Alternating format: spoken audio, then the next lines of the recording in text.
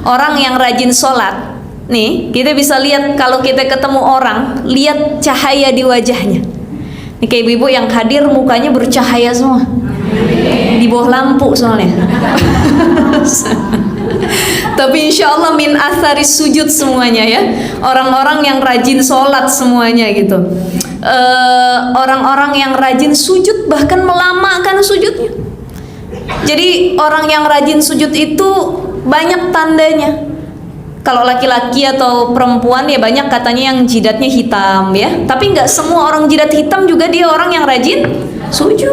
Ada yang dia jidat hitam dia pentok, ya, dan lain sebagainya. Maka ada ciri yang lain, simahum fi wujuhim min athari sujud. Ada cahaya yang berbeda dari wajah-wajah yang lainnya. Jadi orang kalau dia ahli wudhu, ahli sujud, sholatnya di awal waktu itu bisa ngelihat bu kita nih orang wajahnya nenangin. Biar mukanya nggak pakai skincare mahal, biar make upnya kagak mahal, ya make upnya cuman pipa doang, pipa, ya, bedak Kelly dia pakai ibaratnya. Cuman kalau kita ketemu sama nih orang, masya Allah, kok tenang ya wajahnya, ada cahaya yang nggak biasa. Padahal dia nggak pakai foundation, nggak pakai pelembab, dia nggak pakai cushion, ya dia nggak pakai apalah, apa tuh, itu ya, dia nggak pakai macem-macem. Tapi kalau kita ketemu kok teduh wajahnya, kok enak dipandangnya, kok ada cahaya yang berbeda-beda sama cahaya lampu, pokoknya enak ngelihatnya. Bisa jadi orang ini adalah orang yang punya tanda tadi min atharis sujud, rajin sujud, rajin wudhu. Ya, itu sahabat Nabi Bilal bin Rabah ya, ibu tahu ya, suka denger ya, muazin yang suaranya masya Allah di zaman Nabi dulu itu Bilal bin Rabah, salah satu sahabat yang rajin wudhu. Bahkan belum masuk ke surga Rasul ketika peristiwa Isra Mi'raj itu udah bisa ngedenger suara sendalnya Bilal bin Rabah. Saking sendalnya sering dipakai sujud, sering dipakai wudhu. Karena wudhunya batal, wudhu lagi, batal dikit, wudhu lagi. Beda sama kita, kadang kita wudhu kalau mau sholat doang, ya.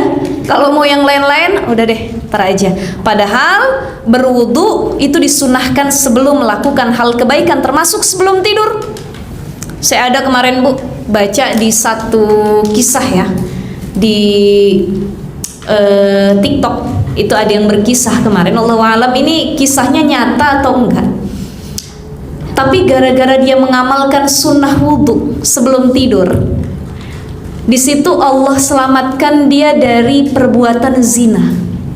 Jadi kurang lebih cerita singkatnya seperti ini bisa kita ambil ibrah juga pelajaran ya bu ya. Jadi kalau mau tidur jangan langsung tidur, wudhu dulu, bersih-bersih dulu, kemudian baca ta'awuz dulu, baca qul a'udzu birabbin nas, qul huwallahu ahad, qul a'udzu birabbil falaq, ayat kursi dan lain sebagainya. Jadi ada doa dulu, perlindungan sama Allah, doa mau tidur dan lain sebagainya. Ini ada kisah dulu. Saya nggak tahu ini kebenaran atau enggak, tapi kalau emang benar, masya Allah, ini bisa dijadikan contoh. Ada seorang laki-laki, dia sudah berkeluarga, punya istri, tapi keluarganya nih agamis, suami istri. Orang tidak ada yang tidak diuji. Orang yang faham agama, yang punya agama dalam pun pasti diuji. Laki-laki ujiannya apa bu? Perempuan. Perempuan ujiannya laki-laki. Hah? Duit.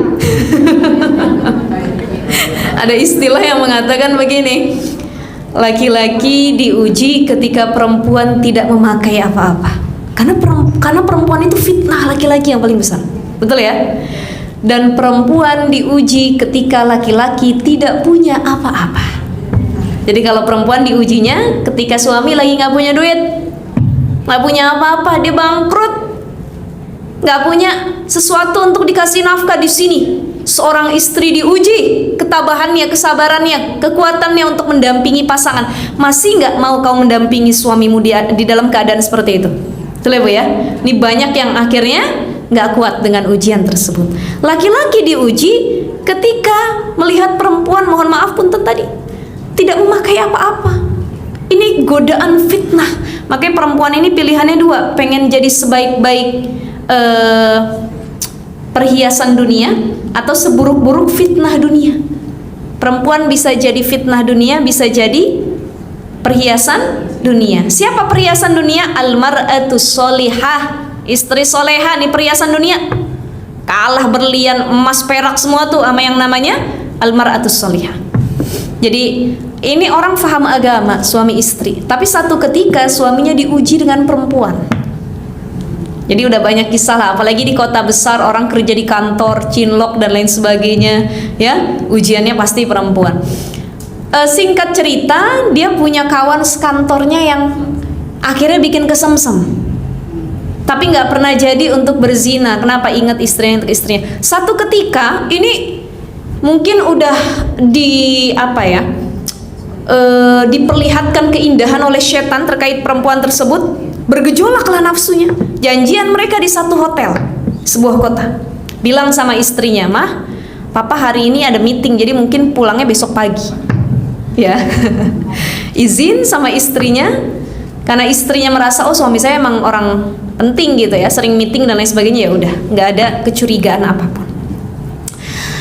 Akhirnya hampir mau terjadi perzinahan, mereka datang ke satu hotel, sudah menggebu keduanya, bergejolak nafsu syahwatnya. Perempuan itu mandi terlebih dahulu, beres-beres karena mereka mau memulai kemaksiatannya. Selesai perempuan itu berberes-beres, bersih-bersih, mandi, gantian laki-lakinya yang masuk kamar mandi. Dia mandi juga, bersih-bersih, dan dia punya kebiasaan wudhu karena dia ingat itu malam dia wudhu. Saat dia sudah mandi, bersih-bersih, kemudian dia wudhu, dan air wudhu seketika itu menyiram area anggota tubuhnya termasuk wajahnya. Seketika itu air itu kayak menampar wajahnya, Bu. Kayak lagi disadarin sama Allah. Hei, apa yang kamu lakukan? Mau ngapain kamu? Di situ dia tersadar, langsung istighfar, ya Allah, dikelarin wudhunya. Ngapain saya wudhu? Saya menjalankan sunnah ini. Padahal yang saya lakukan ini bukan ibadah, saya mau mulai maksiat, ya Allah. Akhirnya keluar dengan dia punya wudhu, dilihat perempuan itu yang sudah siap melayaninya. Di situ Allah tutup yang tadinya gejolak syahwat, dirubah. Dia sama sekali nggak tertarik sama perempuan itu. Gara-gara apa? Gara-gara kebiasaan wudhu yang dia istiqomahkan. Jadi istiqomah itu, al-istiqomah khairun min alfi karomah, lebih baik daripada 1000 karomah. Masya Allah. Jadi orang-orang yang istiqomah dalam hal apapun, mau dia wudhu, sholat, zikir, baca Quran, ada karomah, kemuliaan, penjagaan, keberkahan dari Allah bagi orang-orang tersebut. Gak jadi, Bu, dia zina, padahal udah siap dikit lagi pulang ke rumah. Bersyukur dia sama Allah, ya Allah, mungkin gara-gara dia mendawamkan dan istiqomah dengan wudhu tersebut, amalan tersebut. Ini salah satu bentuk rahmat Allah. Makanya kita juga perlu untuk istiqomah dalam hal apapun. Ibu-ibu di sini ngaji istiqomah, ya? Istiqomah nggak? Istiqomah, insya Allah. Apa karomahnya, kemuliaannya apa? Bagaimana balasan Allah? Nggak usah kita cari. Satu yang paling kita cari cuman satu, rahmat Allah, ridha Allah. Saya ngaji niatnya dapat ridha Allah. Kalau Allah udah ridha, jangankan akhirat diberi buat saya, dunia dan seisinya dikasih sama Allah. Tuh. Jadi orang kalau ibadah niatnya bukan ngejar dunia lagi, tapi fokus sama akhirat, tuh dunia ngikut. Tapi kalau ibadah, amal apapun yang kita niatin dunia, akhiratnya nggak bakal ngikut. Ibu niat sedekah, niatnya apa? Saya niat sedekah biar jadi orang kaya. Rupanya nggak kaya-kaya. Habis itu dia kagak mau sedekah lagi. Kok saya udah sedekah banyak tapi nggak kaya-kaya. Loh, yang dicari dari ibadahnya adalah dunia. Coba kalau yang dia cari dari sedekah ridha Allah, dapat ridhonya Allah, dapat rahmat Allah. Allah sayang dengan ibadah yang saya lakukan. Kata Allah, dari sedekah kamu bukan cuman rahmat yang aku kasih, tapi kamu pengen apa? Keberkahan rizki, ditambahnya rizki Allah kasih. Jadi dari sekarang yuk kita perbaiki keistiqomahan salat kita. Yang pertama, jadikan salat kebutuhan bukan kewajiban. kewajiban. Yang kedua, fahami bahwa sholat itu adalah momentum paling dekat untuk curhat, mendekatkan diri kepada Allah Subhanahu wa ta'ala.